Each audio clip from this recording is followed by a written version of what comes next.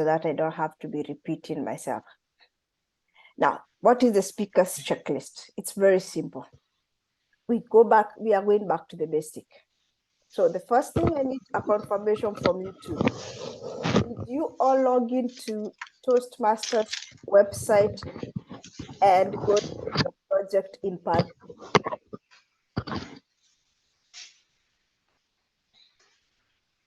Polite and Seka? I was just Yes. removing my IDs since Okay, you I said you just wanted to need a record the meeting. confirmation from both of you that you went to the pathways, you logged in, Yeah. and you checked your Yes. project and completed it up Yes. to the part where we are supposed to have the entire project, right? Yes. Perfect. Yes. Number two, have you written your script by now? Yes. As for me, I did mine. Okay. Not it from my side, Nagina. Okay, I'm so, in progress. so Yep. you're in progress. And number three, has any one of you contacted your mentor when it comes to your speech? Yes. I mean, I did have a call 2 weeks back. So I'm in progress of writing the speech. Once it comes to a shape, I will schedule a call with him and I'll walk him through the script. Perfect. And Polite?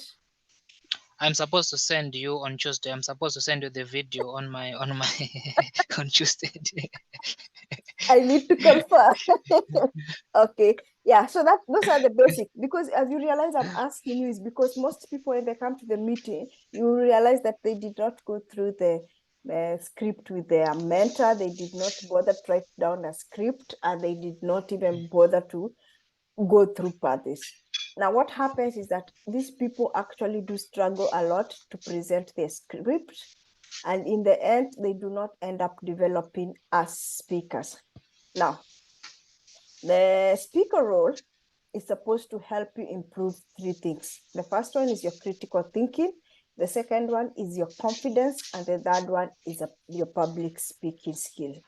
But for this to happen, you need to prepare, rehearse, and send your mentor a video recording of this of the speech before you come to the meeting. Why am I saying that? Because when you send a video recording, your mentor will be able to get your pitch, your transitions, your tones, but at the same time, they will be able to see, are you utilizing the stage? Okay, what are your hand gestures? And what are your non-verbal communications? So they'll be able also to know that are your words matching each of these gestures. So we only have 1 week, the meeting is next week.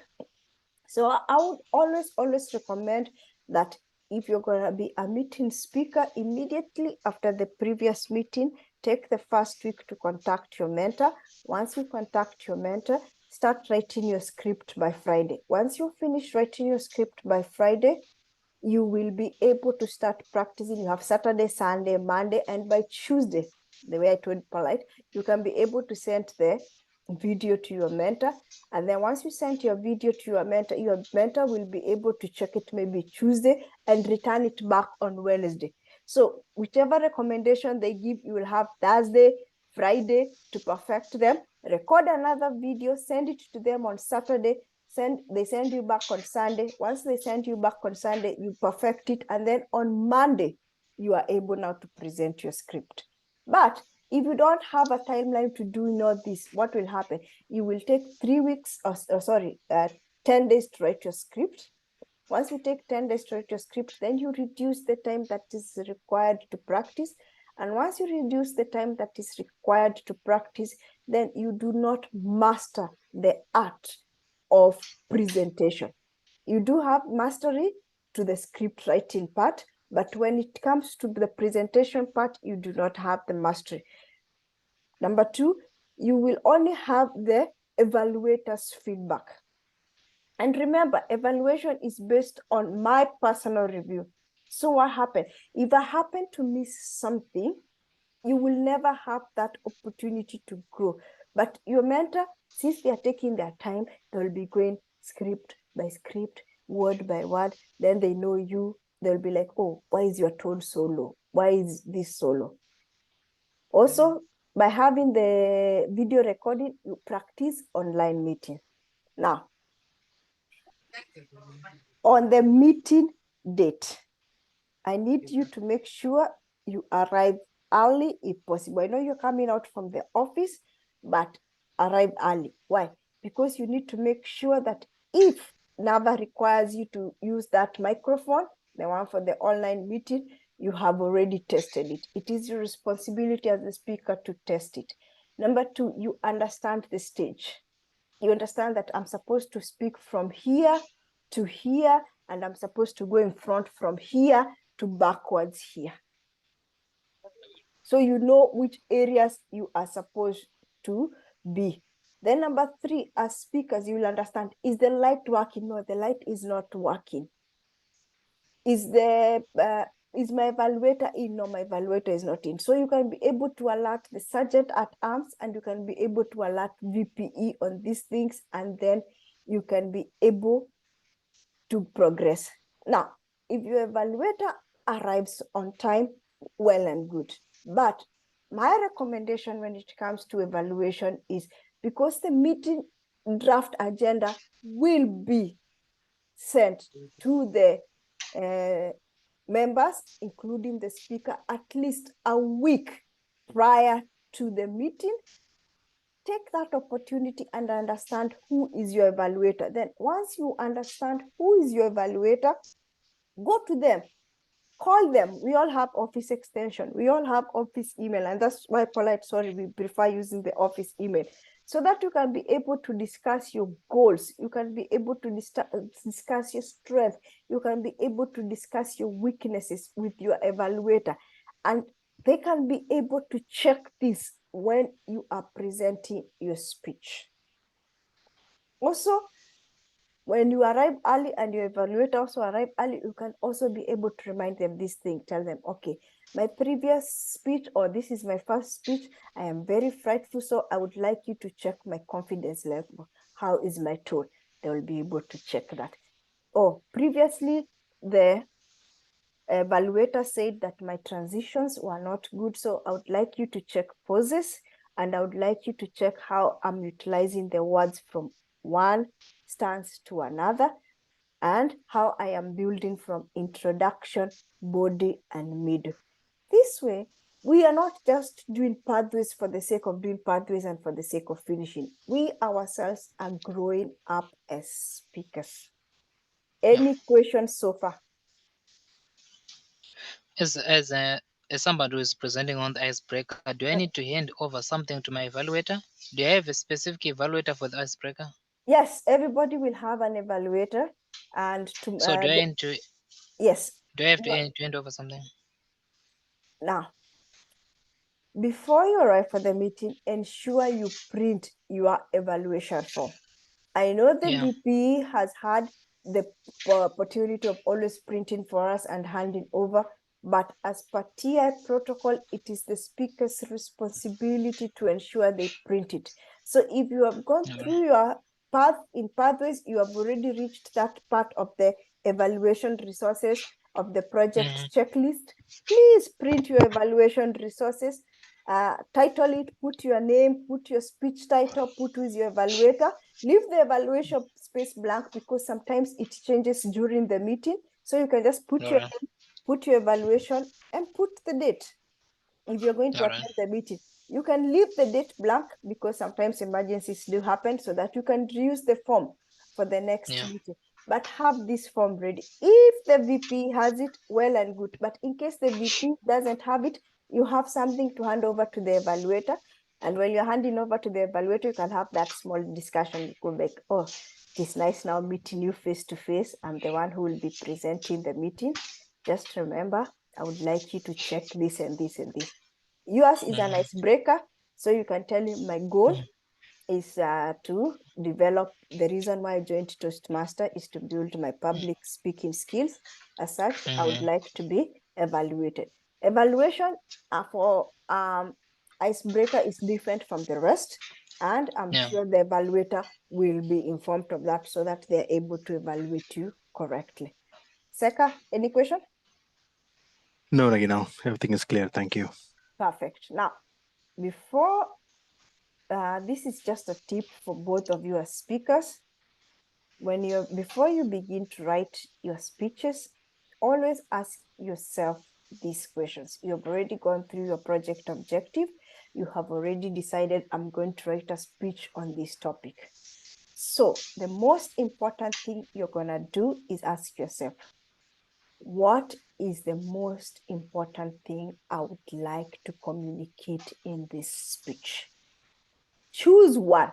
Don't choose two. Do not choose three.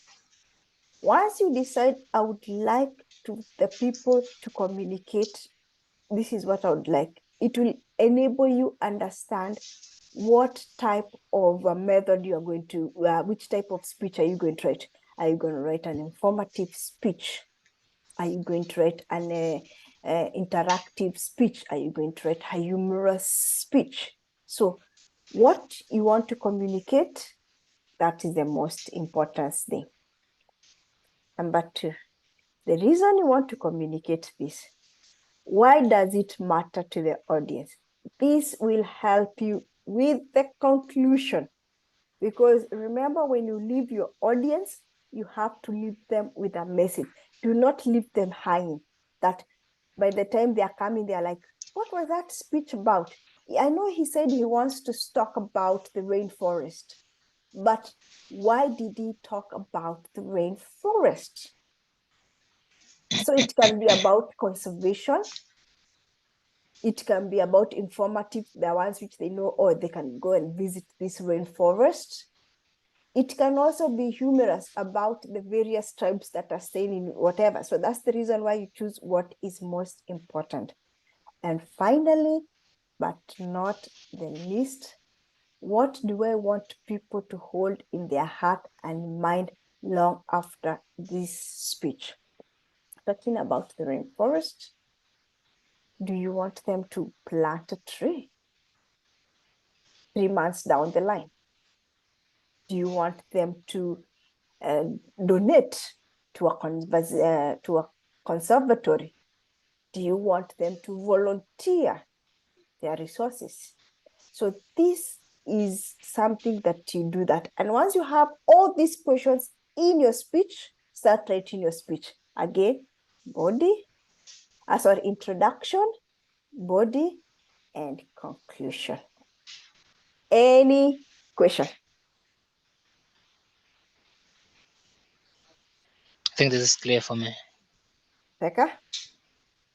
Yes, Nagina. So I just want to reiterate what you mentioned, like the most important thing that needs to be communicated. So it can be uh, a takeaway or any specific message, um, right? These are the Yes, every speech, whether humorous, whether informative, whichever type of speech, make sure that your conclusion has something that the audience can take away. Okay. Because if you leave the audience hanging when you are doing that conclusion, you remember you have to conclude and then you have to give them one very big message. If you leave them hanging, you might have met the objective of the speech, but you didn't do justice to the audience. Because 2 weeks down the line, when we're in the next meeting, nobody will remember your speech. But you want people to always remember your speech 3 months down the line. Yep. Got it. Thank you. You're welcome. Any other question? Nothing from me. Perfect. So with that, just to summarize, prepare. Make sure you have gone through pathways. That's the first thing. Do not ignore pathways, because if you ignore your project speech in pathways, you will not understand your project. Number two, contact your mentors. 2 weeks might look like a very short time between meetings. 1 month might look like a very short time within meetings, but that's why you have the mentors. Number 3, do not forget to print your evaluation form. It is your responsibility as a speaker to ensure you have that evaluation form. Fill out your name and fill out the column of the speech title.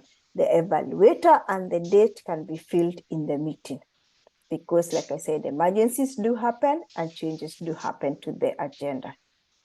Finally, but not the least, remember, whatever type of speech you choose, ensure that it is something that the audience can hold into their heart long after the meeting.